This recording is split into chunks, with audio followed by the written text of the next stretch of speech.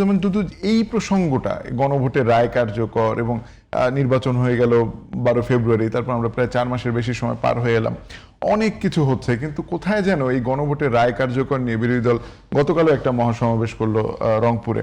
মানে আপনার দলের কিংবা আপনার ব্যক্তিগতভাবে মনে হয় যে মানে এটির একটা যাকে বলে যে হ্যাস্তন্যস্ত হওয়া দরকার, কারণ একদিকে এই ইস্যুতে আন্দোলন চলছে, আবার অন্যদিকে বিএনপিও সরকার হিসেবে তার অনেক কিছু নিয়ে ব্যস্ততা আছে বা সবকিছু, মানে সরকারি দল এবং বিরোধী দলের মধ্যে এই বিষয়টা নিয়ে ঐকমত্যের আর কোনো সম্ভাবনা আছে কিনা, নাকি এই দূরত্ব নিয়ে আসলে দুই দল চলবে? না, কোনো বিভেদ নাই তো, ঐক্যমতে তো কোনো ঘটনা নেই। বিরোধী দল এটাকে চাচ্ছে যে কার্যকর করতে। প্রধানমন্ত্রী জনাব তারেক রহমান বলেছে এবং পার্টির মহাসচিব ফখরুল ইসলাম সাহেব অক্ষরে অক্ষরে সেমিকলনের কথা বলেনি, ড্যাশের কথা বলেনি, অক্ষরে অক্ষরে।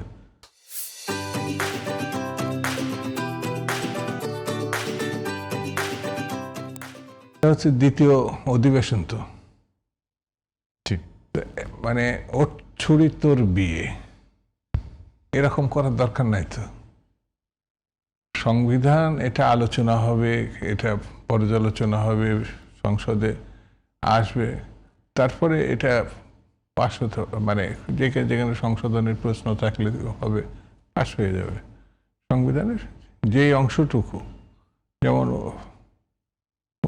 যে একটা সেলিম সাহেব একটা কথা, খুব গুরুত্বপূর্ণ কথা বলছে যে আমরা শপথ নিয়েছি, ওনারা শপথ নেয় নাই। আমরা শপথ মানে দুইটা শপথ নিয়েছে ওনার, বিএনপি একটা শপথ নিয়েছে। সংবিধান তো একটা, সংবিধান কি দুটো? এ ব্যাপারে তো কনফার্ম দুটো তো না। না, তাহলে আরেকটা শপথ কিসের উপর ভিত্তি করে নেবে? আরেকটা সংবিধান, সংবিধান কোনো জায়গায় একটা না, দুইটা না, 5টা যদি বলা থাকে 5 জায়গায় শপথ নেবে। সেখানে একজন মাননীয় সংসদ সদস্য নির্বাচিত হওয়ার পরে সে একটা সংবিধানের আওতায় শপথ নেবে। আরেকটি শপথ নিলে সেটা সংবিধানের বাইরের একটি ঘটনা। আমি অবৈধ বলছি না, বাইরের একটি ঘটনা। যখন ওই বিষয়টি পাশ হবে, সংবিধানের সংযোজন হবে, তখন আপনি শপথ কেন অনেক কিছু নির্দেশনা মাফিক করতে পারেন, তার আগে করলে এটা করতে পারে না। বিরোধী রাজনৈতিক দল অনেক ঘটনার সঙ্গে সম্পৃক্ত থাকে, কিন্তু সরকার যদি ভুল করে তাহলে এটি আবার আইনের দৃষ্টিতে মারাত্মক একটি ঘটনা হতে পারে। এটা যদি কোর্টে চ্যালেঞ্জ হয় যে সংবিধান ভায়োলেট করছে সরকারি দল, সরকার, তাহলে পরে সরকারের পতনও ঘটতে পারে। সেই জন্য সরকারি অবস্থান থেকে আর বিরোধী দলের অবস্থান থেকে দৃষ্টিভঙ্গি একই হবে, তাহলে তো সরকার আর বিরোধী দল বলে কিছু ছিল না, একটাই হতো। সেই জন্য আমার কাছে মনে হয় সরকার ঠিক জায়গাতেই আছে।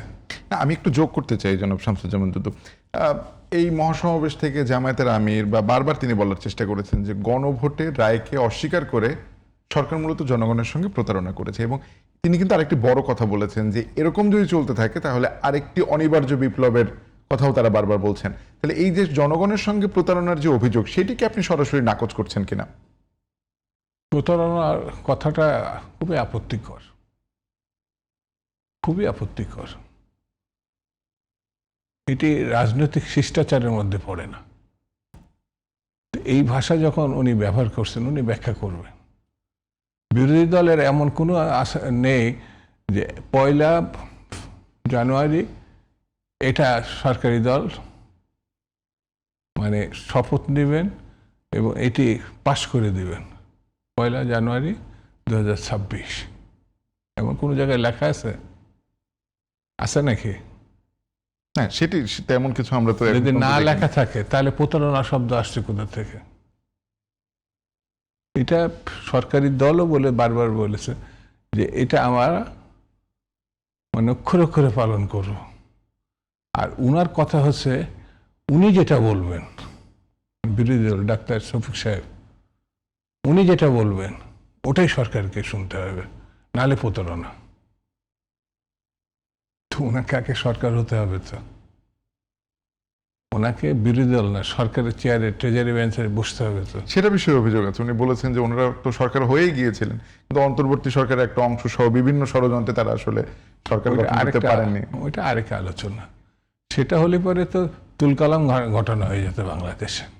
সব থেকে বেশি ক্যাডার হচ্ছে জামাতে ইসলামের, কর্মী হচ্ছে বেশি হচ্ছে বিএনপির। যারা জামাতের যে ক্যাডারি, যদি বলে সোজা যাও, সাগর থাকলেও জামাতের ওই ক্যাডার চলে যাবে। ক্যাডার তো অত ক্ষমতা এখনো জামাতের হয় নাই। হলে পরেতে তারা জিততেন, তারা সরকার গঠন করতেন। তারা কি এই অবস্থায় বিরোধী দল হতো নাকি? তারা সরকারি দল হতো। কারণ ইলেকশনের আগে আপনার খেয়াল আছে মোটামুটি একটা ক্যাম্পেইন তারা বাতাসে ছেড়ে উঠে দিয়েছিলেন, এবার জামাতেই সরকার গঠন করবে। আরেকটা খুব সাংঘাতিক স্লোগানও তারা বাজারে ছাড়ছিলেন, সেটা হচ্ছে বিএনপি আওয়ামী লীগের একই বিষ, দুই দলের একই বিষ, নৌকা আর ধানের শেষ। নৌকার ধানের শীষ একই। এটা ছাড়ছে, মানুষ অ্যাকসেপ্ট করে নাই। ইলেকশনের আগে বিভিন্ন ধরনের বক্তব্য থাকে। জামাতের এটা ছিল যে মোটামুটি আওয়ামী লীগের সঙ্গে একই সাপ বানাই ফেলছিল। এটা একটা হলো ফ্যাসিস্ট, আর একটা দল আছে ফ্যাসিস্টকে উৎখাতকারী দল। একই হলো কি করে? এটা সাধারণ সুস্থ স্বাভাবিক আছে, পাগল ছাড়া সে তো বুঝতে পারবে একই জিনিস না, মাল দুই রকম।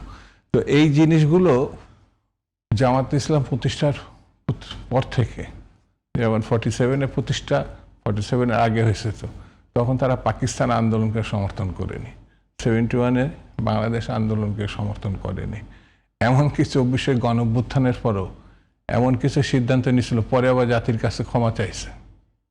তো এই জিনিসগুলো হচ্ছে জামাত যখন রাজনীতি করে, আমার বিবেচনায় তাৎক্ষণিকভাবে কিছু কিছু ভুল করে ফেলে। সেই ভুলের খেসারত কিন্তু দলগতভাবে দিয়েছে। এইবারই প্রথম জামাত ইসলামী যে মানে সিট পাইছে বিরোধী দল হিসাবে, এর আগে বিএনপি এই জামাত প্রতিষ্ঠার পরে মানে বাংলাদেশের প্রেক্ষাপটে এত যে অবস্থানে যায় না।